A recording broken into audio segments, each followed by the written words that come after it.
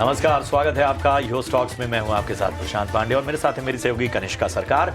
और अगले 1 घंटे हो जाइए तैयार अपने सवालों के जवाब पाने के लिए। जो सवाल आपने पहले से भेज रखे हैं उसके बारे में हम आपसे संपर्क करेंगे। तरीका बेहद आसान है और उसके साथ ही बाजार पर भी रणनीति आपको दी जाएगी। तो स्क्रीन के आधे हिस्से में आप एक नंबर फ्लैश होता हुआ देखेंगे। इस नंबर पर कॉल करके, व्हाट्सएप करके या फिर मैसेज करके, जो भी तरीका आपको रास आता हो, आप अपने सवाल हमें भेजिए। यही नहीं, सोशल मीडिया पर एक्टिव हैं तो आप अपने सवाल वहां पर भी पोस्ट कर सकते हैं। और याद रखिए, जब भी सवाल पूछिए तो अपने शहर का नाम बताइए, किस स्टॉक पे आपका सवाल है, इसकी जानकारी दीजिए और आपका नजरिया क्या है, शॉर्ट टर्म का या लॉन्ग टर्म का, ये जरूर बताइए। याद रखिए कि YouTube पर यह शो लाइव देखते वक्त भी आप अपने सवाल वहां पर ड्रॉप कर सकते हैं। कहाँ ड्रॉप करना है? कमेंट बॉक्स में। हम बीच बीच में YouTube के कमेंट बॉक्स के सवाल को भी शामिल करते हैं। इन सब के बीच में हमारे साथ आज बतौर मार्केट एक्सपर्ट शामिल हो रहे हैं रेलिगेयर ब्रोकिंग के अजीत मिश्रा साहब। अजीत, बहुत बहुत स्वागत आपका चर्चा में जुड़ने के लिए। आपका बहुत बहुत धन्यवाद। मैं आपके पास आऊंगा, लेकिन सबसे पहले बाजार का अभी का जो हाल है वो अपने दर्शकों को बताना जरूरी है। तो निफ्टी देखिए, लगभग 100 अंकों की गिरावट 25,950 के पास, यानी 26,000 का जो लेवल था वो टूट चुका है। और कोई फिलहाल स्थिति ऐसी नहीं दिख रही है कि उस लेवल की ओर निफ्टी फिलहाल बढ़ता हुआ। बैंक निफ्टी 166 अंकों की गिरावट 59,106, मतलब रिकवरी हमें बैंक निफ्टी में दिख रही है, क्योंकि हमने शुरुआती सेशंस में देखा था कि 59,000 के एकदम शार्प लेवल के पास था और अभी 59,105 जो है पहुंचता हुआ लगभग 105 अंकों की यहां पर हमें कहीं ना कहीं रिकवरी देखने को मिल रही है। अगर हम निफ्टी के टॉप गेनर्स की लिस्ट आपके सामने लाएं तो आप देखेंगे विप्रो 2.5% से ज्यादा मजबूत होता हुआ इस वक्त निफ्टी का टॉप गेनर। आज पूरे आईटी सेगमेंट में ही आप देखेंगे, चाहे टीसीएस ले लीजिए, इन्फोसिस ले लीजिए, टेक महिंद्रा ले लीजिए, एचसीएल टेक ले लीजिए, इन सभी में अच्छी तेजी देखने को मिल रही है। इसके अलावा आईसीआईसीआई बैंक भी या और एक्सिस बैंक भी मजबूत होता हुआ। दबाव कहाँ है? दबाव है श्रीराम फाइनेंस पे। बैंकिंग और फाइनेंशियल्स पे आज दबाव है। श्रीराम फाइनेंस टॉप लूजर है आज का। इसके अलावा आप देखिए मैक्स हेल्थ केयर, आज लगातार दूसरा दिन है जब यहां पर दबाव देखने को मिल रहा है, 2% से ज्यादा गिरावट। एनटीपीसी आज टूटता हुआ। टाटा मोटर्स पैसेंजर्स व्हीकल्स भी आज सेकंड कंसेक्यूटिव डे जहां पर हम दबाव देखने को मिल रही है। ऑटो में ही पूरा दबाव हम देख पा रहे हैं। एमएनएम भी आज टूटता हुआ, मुनाफा वसूली देखने को मिल रही है। टाटा कंज्यूमर और इसके अलावा बीईएल जैसे स्टॉक्स में भी आज गिरावट देखने को मिल रही है। आज अगर हम मार्केट के ब्रेथ को देखें तो 786 शेयर हरे निशान में, 2050 शेयर लाल निशान में। अजीत जी, रिकवरी अटेम्प्ट बैंक निफ्टी की ओर से तो थोड़ा सा दिख रहा है। निफ्टी की अगर हम बात करें तो अभी भी 26,000 के नीचे ही है। आज के दिन बाजार में क्या रणनीति अपनाई जाए?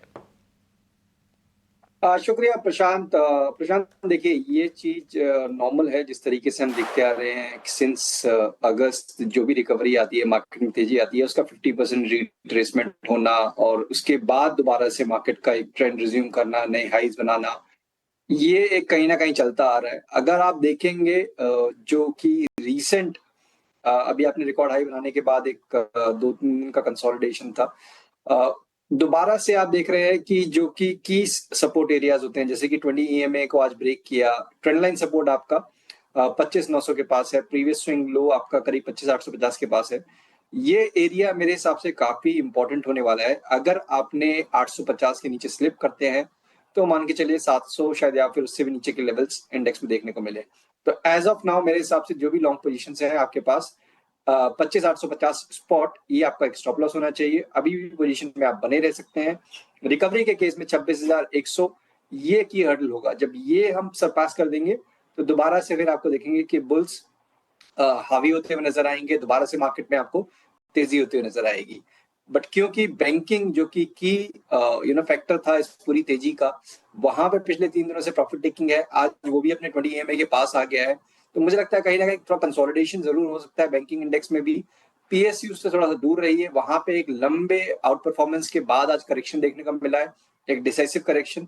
तो प्राइवेट बैंकिंग मेजर्स मेरे हिसाब से यहाँ पे लीड कर सकते हैं। आईटी में स्टेबिलिटी है, फार्मा ठीक लग रहा है, तो थोड़ा स्टॉक स्पेसिफिक रहिए। अभी भी ओवरऑल एग्रेसिव शॉर्टिंग की रिकमेंडेशन नहीं होगी।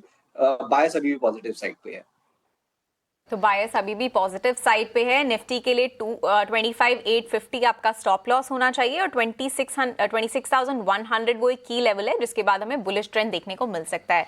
ये थी राय निफ्टी पर। निफ्टी बैंक में थोड़ी कंसोलिडेशन अब भी चल सकती है। पीएसयू बैंक से थोड़ा दूर रहने की सलाह है। प्राइवेट बैंकिंग में हमें थोड़ा अपसाइड देखने को मिल सकता है। तो अजीत, अब चलते हैं अपने सारे क्वेरीज की तरफ और हमारे साथ दिलीप रमनी जुड़ रहे हैं नवसारी गुजरात से। Dilip, good morning, good afternoon actually. Thank you so much आज हमारे साथ जुड़ने के लिए। प्लीज बताइए आपकी किस स्टॉक पर आज क्वेरी है? गुड आफ्टरनून मैम, मेरे पास LNT के शेयर है 20। मेरा बाइंग प्राइस है 3360 मैम। ओके, और आपका नजरिया, कितने टाइम आप ये स्टॉक होल्ड करना चाहते हैं? लॉन्ग टर्म मैम, 5 से 10 साल। 5 से 10 साल, ठीक है। अजीत, LNT इनका बाइंग प्राइस है 3360 और अभी उससे काफी ऊपर है, तो अभी भी प्रॉफिट में ही है। 5 से 10 साल तक क्या इस स्टॉक को होल्ड करने की सलाह रहेगी? फंडामेंटल्स काफी स्ट्रांग है, ऑर्डर बुक भी काफी स्ट्रांग है। बिल्कुल कनिष्का, देखिए जब भी हम बात करते हैं इंडिया के इंफ्रा डेवलपमेंट की, तो जो सबसे बड़ा नाम, जो प्रॉक्सी प्ले जिसे हम कहते हैं, वो LNT का निकल के आता है। काफी लंबा कंसोलिडेशन अभी हाल फिलहाल में एंड हुआ है, स्टॉक अपने रिकॉर्ड हाई पे है। तो दिलीप भाई, आप कोई भी ऐसा दिक्कत नहीं है। 5-10 साल काफी लंबा पीरियड है ऑफ कोर्स, तो आई एम श्योर कि आप साल दर साल इसको रिव्यू जरूर करेंगे। बट मेरे हिसाब से कोई भी ऐसा रीजन नहीं है कि आपको यहाँ पे एग्जिट करने के बारे में सोचना चाहिए। अच्छे प्रॉफिट्स हो रहे हैं, बट यहाँ पे पता चला है कि यहाँ से भी काफी अच्छा एक रन अप देखने को मिल सकता है। अगर मैं थोड़े से शॉर्टर ड्यूरेशन की बात करूं, जैसे कि अगर 6 months to 1 year kind of time horizon, तो I will not be surprise कि ये आप 4400 4500 तक के लेवल्स भी इसमें आप देख लें। चलिए, तो ये है राय आपको मिलती हुई LNT पे। बढ़ते हैं आगे। ज्योत्सना हमारे साथ जुड़ चुकी हैं ठाणे महाराष्ट्र से। ज्योत्सना, नमस्कार, पूछिए अपना सवाल। हेलो सर, मेरा नाम ज्योत्सना ठाणे से। एक्चुअली मेरा सवाल रेंटल पे था। मैंने 62 शेयर लिए हुए थे, 462 के भाव थे। तो सर काफी लॉस हो रहा है। तो अभी ये जो बजट आएगा तब अगर वो मतलब थोड़ा बहुत प्राइस अप होता है तो निकल जाए या बने रहे, ऐसा मतलब। और मुझे कुछ पैसों का भी इतना जरूरत है नहीं, मतलब एक और बने रह सकते हैं। चलिए, तो ये अच्छी बात है कि रेलटेल में अभी आप चूंकि लॉस काफ़ी नुकसान झेल रही हैं, तो लेकिन बेचैनी नहीं है, आप समय दे सकती हैं। और बड़ी इंटरेस्टिंग बात ने कही अजीत जी, और मैं लिटरली ऐसे जो दर्शक होते हैं, ऐसे इन्वेस्टर्स होते हैं, ऐसे बाजार में कहीं ना कहीं दिलचस्पी लेने वाले जो आम दर्शक होते हैं, उनकी तारीफ करना चाहूँगा। अब देखिए, इन्होंने साफ कहा कि बजट करीब है और मैं उस बात का भी विशेष ध्यान रखती हैं। और बजट, और हम जानते हैं कि रेलवे और रेल इंफ्रा के जो ऐलान होते हैं वो बहुत बड़ा पुश हो जाते हैं, बहुत बड़ा ट्रिगर का काम करते हैं। तो तारीफ करनी होगी ज्योत्सना की कि उन्होंने इस बात का ध्यान रखा है। हालांकि इनकी बाइंग 462 की है। बताइए क्या सलाह होगी? बिल्कुल, देखिए प्रशांत, जो हम बात करें क्रॉस अगर रेलवे रिलेटेड काउंटर्स की, तो हमने देखा है कि काफी स्ट्रॉन्ग आउट परफॉर्मेंस के बाद ऑलमोस्ट पिछले करीब 1-1.25 साल से हम देख रहे हैं कि एक करेक्टिव टोन में मेजॉरिटी ऑफ द स्टॉक्स आपको ट्रेड करते हुए नजर आएंगे। कंपैरेटिवली रेलटेल मुझे लगता है ज्यादा अच्छा विकल्प अगर आप स्पेस में रह रहे हैं, जस्ट बिकॉज कि इसका एक तो प्राइस करेक्शन जिस तरीके से हमने देखा है दूसरे काउंटर्स में 50% 60% अपने रिकॉर्ड हाई से करेक्ट करके, करेक्शन यहाँ पे भी हुआ था, बट रिकवरी काफी शार्प हुई और अभी भी काफी कंपैरेटिवली स्टेबल दिख रहा है अगर मैं दूसरे काउंटर से कंपेयर करूँ तो ज्योत्सना जी को मेरी यही रिकमेंडेशन होगी कि बने रहिए। देखिए, बजट में पहले क्या होता था कि रेलवे बजट सेपरेट आता था यूनियन बजट के अलावा, अब वो उसी का पार्ट रहता है, तो कब निकल जाता है तो वो डेफिनेटली एक फैक्टर जरूर रहेगा। बट जिस तरीके से इंफ्रा को बिल्ड करने की बजट के बाहर भी जो चीजें आती रहती हैं, अगर आप देखेंगे अपने रेलवे मिनिस्टर के थ्रू, तो वो कहीं ना कहीं लॉन्ग टर्म में तो डेफिनेटली बेनिफिट करेगा। बट इसमें जो मेन फैक्टर आता है एग्जीक्यूशन का, तो वो एग्जीक्यूशन में टाइम बहुत लगता है। तो उस हिसाब से अगर आप पेशेंट इन्वेस्टर हैं, आपको अभी जल्दी की कोई जरूरत नहीं है, डेफिनेटली आप बने रह सकते हैं रिटेल में। बिल्कुल, तो अगर आप पेशेंट इन्वेस्टर हैं तो आप बने रह सकते हैं रेलटेल में, क्योंकि एग्जीक्यूशन में ऐसे कंपनीज के ज्यादा टाइम लगता है, चाहे वो रेलवे हो, डिफेंस हो या कैपिटल गुड्स। ऑर्डर बुक सभी ज्यादातर कंपनीज का स्ट्रांग है इस टाइम, लेकिन एग्जीक्यूशन कितना जल्दी होता है वो एक की फैक्टर है वॉच आउट करने के लिए। तो ये थी राय रेलटेल पर। अब बढ़ते हैं अपने अगले कॉलर की तरफ। नवीन मित्तल हमारे साथ जुड़ रहे हैं गाजियाबाद से। गुड आफ्टरनून नवीन, प्लीज बताइए कौन से स्टॉक्स पे आज हमारे एक्सपर्ट की राय चाहते हैं। मैम मेरे पास, मैं 3 शेयर के लिए विशेष जानना चाहूंगा जिसमें मुझे काफी लॉस है। First one is Bajaj Housing ji, जो मेरे पास 650 शेयर्स है at the rate of 138 ji. Second one is JSW cement 190 share at the rate of 152 right. And third one is Jio Finance 100 share at 332। I am a long term investor. Okay okay Ajit, तीनों ही stocks में इन्हें अभी काफी नुकसान देखने को मिल रहा है, चाहे वो बजाज हाउसिंग फाइनेंस हो जिसमें काफी गिरावट कल आई थी ब्लॉक डील के बाद जिसमें प्रमोटर ने अपना स्टेक सेल किया। इसके अलावा JSW सीमेंट और जियो फाइनेंस, तीनों में ही इन्हें काफी अभी नुकसान देखने को मिल रहा है। बट ये एक लॉन्ग टर्म इन्वेस्टर है, तो फंडामेंटल्स के बारे में बताइए, क्या फंडामेंटल स्ट्रांग है लॉन्ग टर्म होल्ड करने के लिए इन तीनों स्टॉक्स को? कनिष्का देखिए, हमारी इन पे कवरेज नहीं है तो डेफिनेटली मैं उस पॉइंट ऑफ व्यू से तो कमेंट नहीं कर पाऊंगा। बट जो कि हमने देखा है अक्रॉस जो कि रीसेंट IPOs आए थे या फिर कंपनी स्पिन ऑफ होके लिस्ट हुई थी, इन सभी में जहां जहां पे वैल्यूएशन का कंसर्न था, मार्केट ने इनिशियली कुछ केसेस में थोड़ा सा रिवॉर्ड किया और उसके बाद जो पनिशमेंट देखने को मिली है उसका कोई अभी तक सोल्यूशन दिख नहीं रहा है। तो बजाज हाउसिंग फाइनेंस वैल्यूएशन का जो कंसर्न था जिसकी वजह से ये स्टॉक प्रेशर में रहा काफी लंबे टाइम। कल एक नया डिक्लाइन देखने को मिला जस्ट बिकॉज ऑफ जो आपका ब्लॉक डील था। तो देखिए अभी भी वैल्यूएशन इतने अट्रैक्टिव नहीं है, बट यस क्योंकि लंबी अवधि के निवेशक हैं, कंपनी अच्छी है, इसमें कोई डाउट नहीं है, तो डेफिनेटली बने रह सकते हैं। अभी यहाँ पे उनको इम्पोर्टेंट ये होगा कि क्वार्टरली रिजल्ट्स पे ध्यान दें, जहां पे उनको लगता है कि थोड़े से अब अपटिक देखने को मिल रहे हैं इन टर्म्स ऑफ रेवेन्यू और profitability, then he can consider adding more to his existing position. JSW cement देखिए कंपैरेटिवली वीकर परफॉर्मेंस रही है। अगर मैं बड़े प्लेयर्स के साथ कंपेयर करूं, खासतौर से अल्ट्राटेक, श्री सीमेंट, डालमिया भारत, तो मेरी राय ये होगी कि लॉस जरूर है, बट अभी भी मेरी कंसिडरेशन यही रहेगा कि आप अल्ट्राटेक में या श्री सीमेंट में स्विच कर लें। जियो फाइनेंस कंपैरेटिवली स्ट्रॉन्गर है, वहां पे भी देखिए बिजनेस अभी शुरुआत हुई है तो अभी टाइम लगेगा चीजों को अनफोल्ड होने में, बट डेफिनेटली आप बने रह सकते हैं। इन तीनों में से सबसे ज्यादा स्टेबल कंडीशन वो जियो फाइनेंस की है अभी। ठीक है, तो सभी स्टॉक्स पर ये थी राय। बजाज हाउसिंग फाइनेंस में शॉर्ट टर्म के लिए वैल्यूएशन कंसर्न जरूर है, तो आप अपना रिजल्ट्स पर जरूर ध्यान दें और रिजल्ट्स को देखकर प्रॉफिटेबिलिटी और रेवेन्यू ग्रोथ को देखकर आप और ऐड कर सकते हैं। इसके अलावा JSW सीमेंट थोड़ा वीक है compare to other big players industry में जो है, तो अल्ट्राटेक पर आप स्विच कर सकते हैं। जियो फाइनेंशियल के फंडामेंटल्स वेरी स्ट्रॉन्ग। तो ये थी राय अजीत की इन तीनों स्टॉक्स पर। अब रुकते हैं एक छोटे से ब्रेक के लिए, ब्रेक के बाद आंसर करेंगे आपकी और भी स्टॉक क्वेरीज।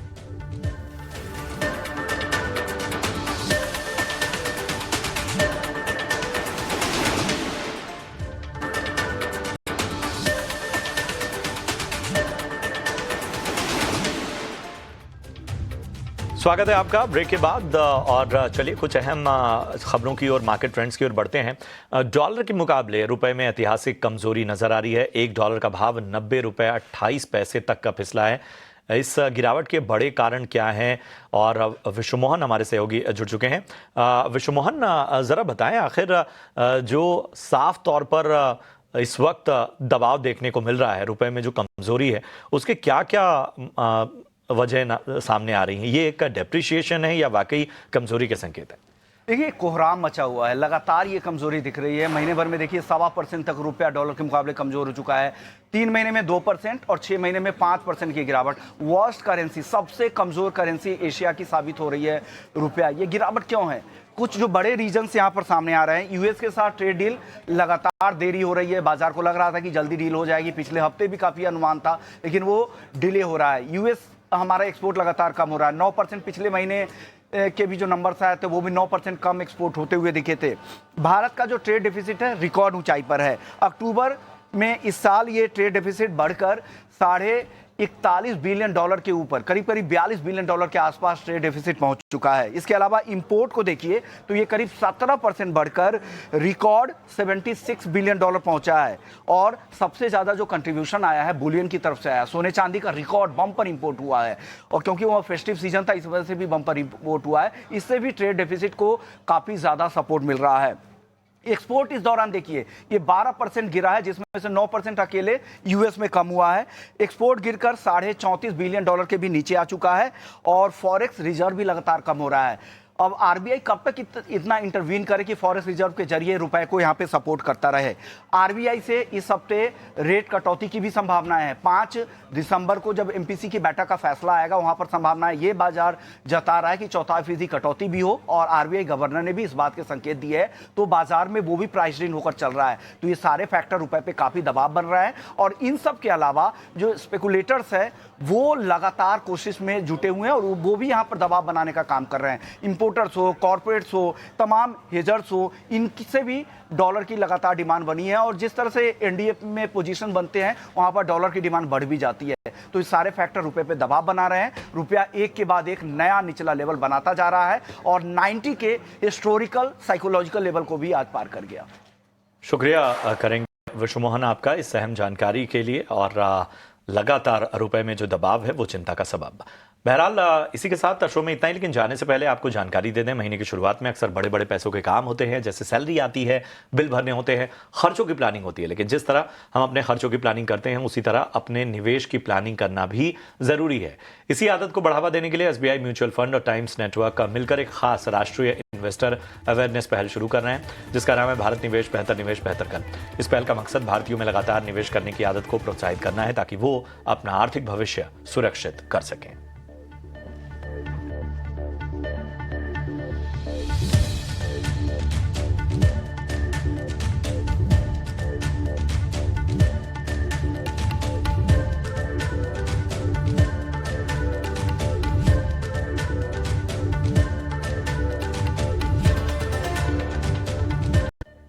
तो स्वागत है आपका यो स्टॉक्स के सेकंड एडिशन में और यहां पर भी हम आपके सवालों के जवाब देंगे। लेकिन इन सब के बीच में एक बड़ी और अहम खबर आ रही है।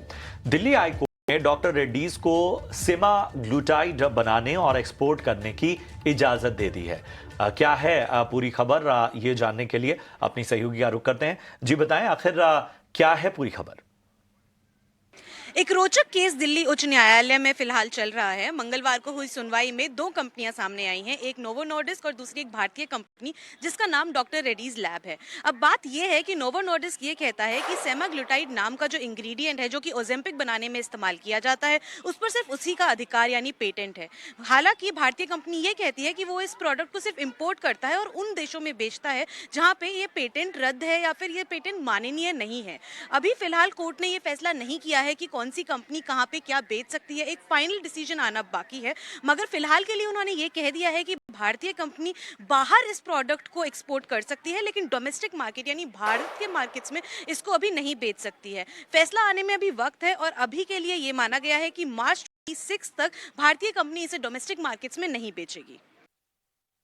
क्या करेंगे चारू आपका इस अहम जानकारी के लिए। और इस खबर की वजह से देखिए डॉक्टर रेड्डीज लैब जो है वो यहाँ पर एक तेज़ी तो नज़र आ रही है, लेकिन जाहिर सी बात है कि जो वज़न घटाने के लिए ये जो तमाम दवाएं हैं वो इंटरनेशनल मार्केट में तो इनका एक बड़ा अलग स्तर रहा है। अब देखते हैं कि यहाँ पर किस तरह का रिसेप्शन देखने को मिलता है। तो कुणाल हमारे साथ बने हुए हैं, हमारे सहयोगी, हमारे मार्केट एक्सपर्ट, माफ़ कीजिएगा, कुणाल चॉइस इक्विटी ब्रोकिंग से। कुणाल, बाजार पर राय देने से पहले चलिए जरा फार्मा सेक्टर को ही कवर करते हैं, डॉक्टर रेड्डीज से ही शुरुआत करते हैं। सेक्टर की बात करें और उसमें भी डॉक्टर रेड्डी की बात करें, एक अच्छी खासी मोमेंटम डॉक्टर रेड्डी में हमें रिसेंट डेज में देखने को मिली है। आज के दिन में देखने जाए तो डॉक्टर रेड्डी 1280 के अराउंड ट्रेड हो रहा है और ऊपरी लेवल से थोड़ा सा प्रॉफिट बुकिंग हमें देखने को मिल रहा है, लेकिन नई पोजीशन बना के चलने की सलाह बिल्कुल नहीं रहेगी क्योंकि रिस्क रिवॉर्ड इतना फेवरेबल नहीं है। एक अच्छी बात यह है कि स्टॉक लगातार उसके 50 डेज एमए के ऊपर ट्रेड कर रहा है। आने वाले दिनों में 1300 ब्रेक होता है तो 1325 तक के लेवल देखने को मिल सकते हैं। तो अगर पोजीशन बनाई है तो होल्ड करके चलने की सलाह रहेगी, नई पोजीशन फिलहाल बनाने की सलाह नहीं है। ठीक है, तो ये थी राय डॉक्टर रेड्डीज पर। आप चलते हैं अपनी सारी क्वेरीज की तरफ जो हमारे व्यूअर्स की तरफ से आ रही है, और हितेश हमारे साथ लाइव जुड़ रहे हैं। हितेश, बताइए आप कहां से बोल रहे हैं और किस स्टॉक पर है आज आपकी क्वेरी? मैं अहमदाबाद से बोल रहा हूँ, गुजरात से जी। मेरा एक पीरामल फार्मा लिमिटेड है जी। 200 से लिए हुए 250 के भाव से जी। तो शॉर्ट टर्म के लिए और लॉन्ग टर्म के लिए क्या करूं? जी कुणाल, इन्होंने ऊपरी स्तर पर पिरामल फार्मा खरीदा है, 250 रुपए की इनकी खरीद है और स्टॉक अभी 180 के आसपास है। तो शॉर्ट टर्म और लॉन्ग टर्म में क्या व्यू रहेगा? कोई टारगेट जो इनको अपने दिमाग में रखना चाहिए? वेल, पीरामल फार्मा की बात करें, 250 के अराउंड में खरीदारी है, और जिस हिसाब से स्टॉक में ट्रेड हो रहा है, मेरा मेरा नजरिया यहाँ पे थोड़ा सा डाइस, या जिस हिसाब से स्टॉक ट्रेड कर रहा है यहाँ पे जो व्यू बन रहा है वो थोड़ा होल्ड करके चलने का है। 182 के अराउंड स्टॉक है, एंड मुझे लग रहा है कि 250 के अराउंड है, और काफी ज्यादा उनको नुकसान हो रहा है, लेकिन लॉन्ग टर्म के नजरिए से लिया है तो यहाँ पे एक बार होल्ड करके चलने की सलाह रहेगी। स्टॉक हमें आने वाले दिनों में 160 तक के लेवल दिखा सकता है, और अगर 160 आता है तो वहां पे एक बार एवरेज करके चलने की सलाह है, क्योंकि वहां से बाउंस बैक देने में स्टॉक वापस 220 तक के लेवल आपको दिखा सकता है। तो एग्जिस्टिंग पोजीशन को आप होल्ड करके चलिए, जैसे ही 160 आता है वहां पे आप एक बार पोजीशन ऐड करके चल सकते हो। चलिए, तो ये है राय आपको पीरामल फार्मा पे मिलती हुई। राजेश जी हमारे साथ जुड़े हुए हैं। राजेश जी नमस्कार, कहाँ से बात कर रहे हैं? चलिए, लगता है यूट्यूब से इनका सवाल आया हुआ है, और इनके सवाल एक बार मैं सामने रखता हूँ। इनके पास जो स्टॉक्स हैं वो नुवोको है, और नुवोको विस्टास, ये आईपीओ के भाव से इन्होंने लिया हुआ है। 338 शेयर इन्होंने लिए हैं, 570 रुपये जो है इनकी एवरेज प्राइस है। अब यहाँ पर जो है वो जानना चाहते हैं कि किस तरह का नज़रिया बन रहा है। हालांकि चूँकि काफ़ी नुकसान इनको हुआ है, और बड़ी चिंता होती है कुणाल, जब लोग निकलने के मौके के इंतज़ार में अच्छा खासा नुकसान कर बैठते हैं। तो हमें बताइए, आप अगर राय दे पाए नुवोको विस्टास पे। वेल, 570 के अराउंड की उनकी खरीदारी है। आई थिंक बहुत लंबे टाइम से वो वेट करके चल रहे हैं। फिलहाल स्टॉक 352 के अराउंड है, और मुझे लग रहा है कि 570 के प्राइस की बात करें तो आई थिंक ये उनकी 2021 के अराउंड की खरीदारी है, और उसके बाद लगातार स्टॉक ने हमें करेक्शन ही दिखाया है। फिलहाल व्यू मेरा एग्जिस्टिंग पोजीशन को होल्ड करके चलने का ही है। लो लेवल पे 340 तक के लेवल आपको देखने को मिलेगा। ये स्टॉक अगर 340 आता है तो एक बार आप एवरेज करके चलिए, क्योंकि एवरेज के बाद स्टॉक में एटलीस्ट 440 तक के लेवल एज ए टारगेट हमें स्टॉक दिखा सकता है। तो फिर वहां पे आपकी एवरेज भी कम हो जाएगी, और 440 अगर आएगा तो वहां पे आपको एक मुनाफा भी होते हुए देखने को मिल सकता है बिकॉज ऑफ लोअर एवरेज। तो वहां पे एक बार आप एग्जिट करके चल सकते हो। सो अगेन एक बार जो लेवल है वो नोट कर लीजिए, 340 335 तक के लेवल ये स्टॉक आपको दिखा सकता है। अगर वहां पे आता है तो एक बार आप एवरेज करके चलिए। ठीक है, तो ये थी राय नुवोको विस्टास पर। अब चलते हैं अपने अगले क्वेरी की तरफ। ये क्वेरी भी हमें यूट्यूब से आई है। भारत भूषण लिख रहे हैं, और उनकी क्वेरी है HDFC बैंक पर। इनके पास 5000 शेयर है, और इनका जो एवरेज बाइंग प्राइस है वो 370 रुपए है। तो इनके पास काफी प्रॉफिट ऑलरेडी है। ये पार्शली सेल करने का सोच रहे हैं, प्रॉफिट बुकिंग करने का सोच रहे हैं। जानना चाहते हैं अगले 6 महीने के लिए क्या राय रहेगी, और अपना ये प्रॉफिट जो है और मैक्सिमाइज कैसे कर सकते हैं, और अगर अभी नहीं सेल करना है तो क्या टाइम रहेगा जब ये पार्शल सेल कर सकते हैं। भारत भूषण की क्वेरी है ये कुणाल, HDFC बैंक पर 370 इनका एवरेज प्राइस है, तो ऑलरेडी काफी प्रॉफिट है। वेल, व्यू डेफिनेटली होल्ड करके चलने का ही है। मैं यहाँ पे एग्जिट करके चलने की सलाह नहीं दूंगा, पार्शियली प्रॉफिट बुक करके भी चलने की सलाह नहीं दूंगा। अगर मैं 320 का प्राइस पकड़ता हूं तो after this merger demerger of HDFC, यहाँ पे जो प्राइस हमें देखने को मिला है ये आई थिंक 2020 के अराउंड की उनकी खरीदारी है। बहुत ही बढ़िया लेवल पे आपने इन्वेस्टमेंट किया हुआ है। स्टॉक फिलहाल 992 के अराउंड है, ऑल टाइम हाई के अराउंड है। जैसे ही स्टॉक 1020 के ऊपर सस्टेन होगा, एटलीस्ट आपको 1100 तक के लेवल ये स्टॉक दिखा सकता है। सो एक्जिस्टिंग पोजीशन को ही आपको होल्ड करके चलने की सलाह है, और घबराने वाली कोई बात नहीं, क्योंकि स्टॉक अच्छा खासा डिविडेंड पेइंग स्टॉक भी है। रिसेंटली देखने जाए तो उन्होंने 11 रुपए का डिविडेंड दिया था, तो आपको वहां पे डिविडेंड का बेनिफिट भी मिल सकता है। तो एक्जिस्टिंग पोजीशन को ही होल्ड करके चलने की सलाह है। 1020 के ऊपर 1100 तक के लेवल आपको ये स्टॉक दिखा सकता है की सलाह। और दिग्गज बैंक है, 1100 तक के लक्ष्य जो हैं वो आने वाले वक्त में आपको नजर आ सकते हैं। इस बीच एक अहम खबर की ओर बढ़ते हैं, मार्केट ट्रेंड्स को पकड़ते हैं। सरकारी बैंकों में आज तेज गिरावट देखने को मिल रही है। आखिर इस गिरावट के पीछे की वजहें क्या हैं? हमारे सहयोगी अंकुर मिश्रा इसके बारे में जानकारी देने के लिए चलिए माफी चाहूंगा, अनुराग शाह हमारे सहयोगी इस वक्त जुड़ चुके हैं। अनुराग, सरकारी बैंकों में ये जो प्रेशर है, आखिर इसके कारण क्या है?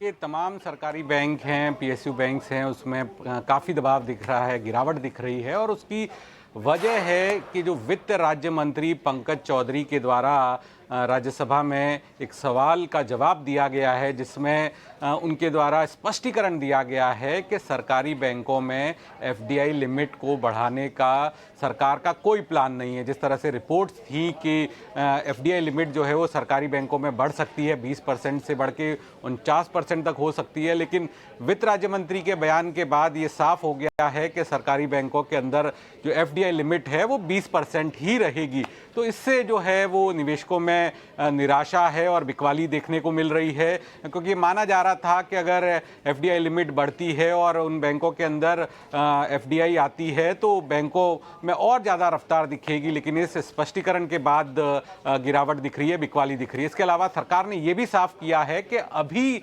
सरकार का कोई प्लान नहीं है और बैंकों का मर्जर करने का, कंसोलिडेशन करने का।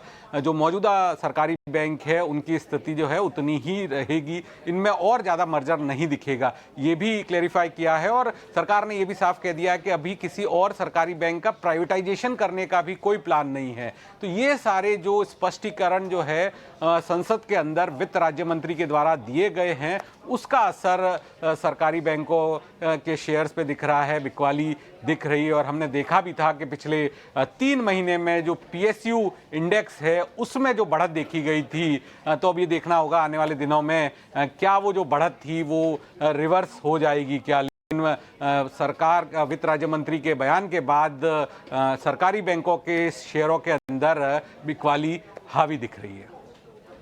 क्या करेंगे अनुराग आपका इस अहम जानकारी के लिए, पूरे विस्तार से हर पहलू को सामने रखने के लिए। चलिए लगे हाथ पीएसयू बैंकों पर एक नजरिया भी ले लेते हैं।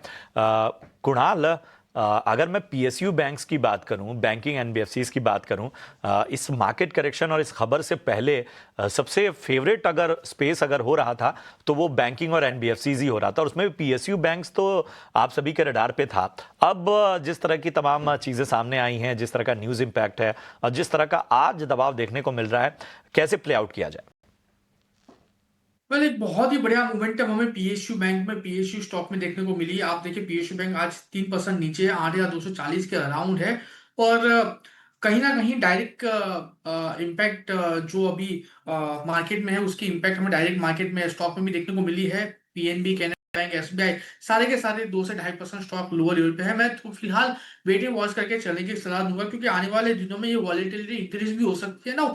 रीजन बीइंग के यूएसडी आईएनआर अभी ऑल टाइम हाई पे चल रहा है, और परसों आरबीआई के मॉनेटरी पॉलिसी भी है, उनके ऊपर भी एक प्रेशर रहेगा। ये कैसे गिरते रुपये को वो कैसे संभाले, कैसे एफडीआई को वो इंडिया में फर्दर लेके आने का प्लानिंग कर रहे हो, और फर्दर रेट कट होगा कि नहीं होगा, क्योंकि अगर इंपोर्ट बढ़ेगा तो इन्फ्लेशन भी बढ़ेगा। तो ये बहुत सारे ऐसे व्यूज है जिसके बेस पे आने वाले दिनों में हमें एक वॉलेटिलिटी देखने को मिल सकती है, और उसकी डायरेक्टली इंपैक्ट आपको बैंकों में भी देखने को मिलेगी। तो फिलहाल टाइमिंग के लिए अवॉइड करके चलने की सलाह रहेगी। लेकिन हाँ, जिस हिसाब से स्टॉक में मोमेंटम है, स्टेट बैंक ऑफ इंडिया की बात कर लेते हैं, जिसके ऊपर ज्यादातर लोगों का फोकस है, क्योंकि 1000 रुपीज टच थोड़ा सा रह गया था, 1000 रुपीज टच करना 1 पॉइंट से रह गया था, और हमें गिरावट देखने को मिल रही है। स्टॉक फिलहाल 951 के अराउंड है। कोई भी गिरावट आती है 920 से लेकर 910 तक, तो वहां पे एक्यूमुलेशन जोन क्रिएट हो सकता है, और वहां से वापस बाउंस बैक में ये स्टॉक अल्टीमेट 1000 तक के लेवल हमें दिखा सकता है। सो एसबीआई पे ये लेवल पे फोकस करके चलने की सलाह है। 920 के अराउंड खरीदारी करके चलने की सलाह एसबीआई में रहेगी। चलिए, तो ये है राय यहाँ पर आपको मिलती हुई। बहुत बहुत शुक्रिया करेंगे कुणाल अपनी राय रखने के लिए, और पीएसयू बैंकों पर इस बेहतर नजरिए के लिए। दर्शकों के सवालों के जवाब भी आपने दिए, उसका भी बहुत बहुत धन्यवाद। बहरहाल यहाँ पर रुकेंगे एक छोटे से ब्रेक के लिए, जल्द हाजिर होते हैं।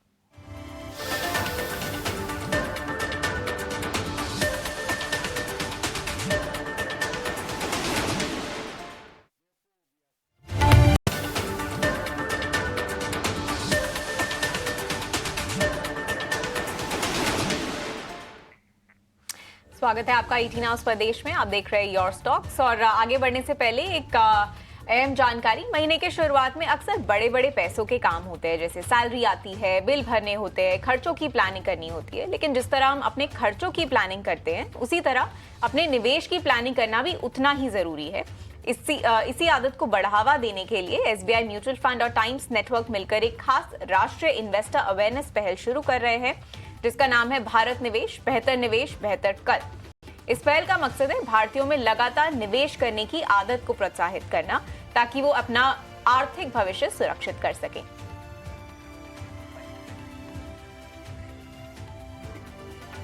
चलिए अब आगे बढ़ते हैं और देखते हैं क्या इंपॉर्टेंट डेवलपमेंट्स हमें ग्लोबली देखने को मिल रही हैं। रूस के राष्ट्रपति व्लादिमीर पुतिन 2 दिन के दौरे पर कल भारत आ रहे हैं। 2021 के बाद पहली बार पुतिन भारत रूस वार्षिक शिखर सम्मेलन में हिस्सा लेने के लिए भारत में होंगे। पुतिन का दौरा क्यों अहम है, डिफेंस समेत किन और सेक्टरों पे क्या और सेक्टर्स एजेंडा पर है, ये जानते हैं अपने सहयोगी अभिषेक सत्यव्रतम से। अभिषेक सर, क्या अहम जानकारी है पुतिन की विजिट पर और मार्केट पे क्या इम्पैक्ट पड़ सकता है इन सबसे? बिल्कुल सही कहा आपने कि 4 साल के बाद पुतिन का ये दौरा हो रहा है भारत का, और इस पर दुनिया भर की नजरें होंगी। खास तौर से अमेरिका तो नजर रखेगा ही, क्योंकि अमेरिका को भारत और रूस की जो दोस्ती है वो रास आती हुई नहीं दिखाई दी है। लेकिन अब ये जो दौरा होने जा रहा है कल से 2 दिनों का, निश्चित तौर पर इस पर डिफेंस कोऑपरेशन को लेकर, डिफेंस टाइज को लेकर फोकस रहने वाला है। पिछली बार हमने देखा था कि 2021 में वो भारत आए थे पुतिन, और ये 4 साल के बाद दौरा होने जा रहा है। और उम्मीदें ये है कि additional S-400 air defence system के लिए डील होने की उम्मीद है। 2018 में हमने डील की थी 5 एयर डिफेंस सिस्टम के लिए, 3 हमें सप्लाई हो भी गए हैं, 2 अगले साल शायद सप्लाई होने की उम्मीद है। तो एडिशनल डिफेंस सिस्टम के लिए ये डील होने की उम्मीद है। इसके अलावा हम देखेंगे कि S-400 मिसाइल के लिए 50% टेक्नोलॉजी ट्रांसफर का भी ऑफर दिया है रशिया ने, ऐसे सोर्सेज के हवाले से खबर निकल के आ रही है। साथ ही सुखोई के fighter plane Su-57 5th generation stealth fighter jet के लिए भी डील संभव है। और एक खबर ये भी आ रही है कि 48 Yen-6 मिसाइल वेरिएंट की भारत में असेंबली हो सकती है, और इसकी जिम्मेदारी भारत डायनेमिक्स को मिल सकती है। ऐसी खबरें निकल के आ रही हैं। आपको बता दें कि इस दौरे से पहले एक अहम डील को, एक अहम करार को रूस के लोअर हाउस ने मंजूरी दी है, जिसको हम डूमा कहते हैं। और दोनों देशों के बीच रेलॉस करार हुआ था 18 फरवरी 2025 को, यानी कि reciprocal exchange of logistic support के लिए करार हुआ था। तो एक इंपॉर्टेंट ये डेवलपमेंट इस बीच है। अगर हम भारत में जो हथियारों की खरीद होती है विदेशों से, अगर हम उसमें रूस के हिस्से की बात करें तो 2014 में ये 80% पर थी, लेकिन 2018 में घट के 50% रह गई थी, लेकिन फिर से बढ़ के 2024 में 77% पर पहुंच गई है।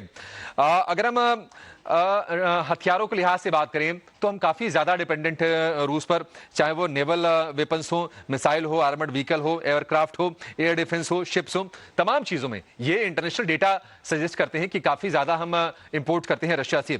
अगर हम भारत के टोटल डिफेंस इंपोर्ट की बात करें तो उसमें आप देखेंगे कि रशिया का शेयर काफी ज्यादा है। सबसे ऊपर आपको रूस दिखाई देगा 36% के शेयर के साथ, फ्रांस 31%, अमेरिका थोड़ा सा चिढ़ा हुआ जरूर है, 13% हम अमेरिका से इंपोर्ट कर रहे हैं। साउथ कोरिया का हिस्सा करीब 2.25% है, इजराइल का 1% के आसपास का है। तो काफी इंपॉर्टेंट ये दौरा, हाई प्रोफाइल, सिक्योरिटी काफी हाइटेंड है, लेकिन ट्रेड पर और स्पेशली डिफेंस पर इस दौरे के दौरान हम फोकस होते हुए देख रहे हैं।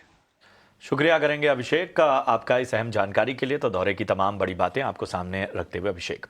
बहरहाल यो स्टॉक में आज के लिए इतना ही, दीजिए इजाजत, लेकिन आप देखते रहिए ET Now स्वदेश। नमस्कार।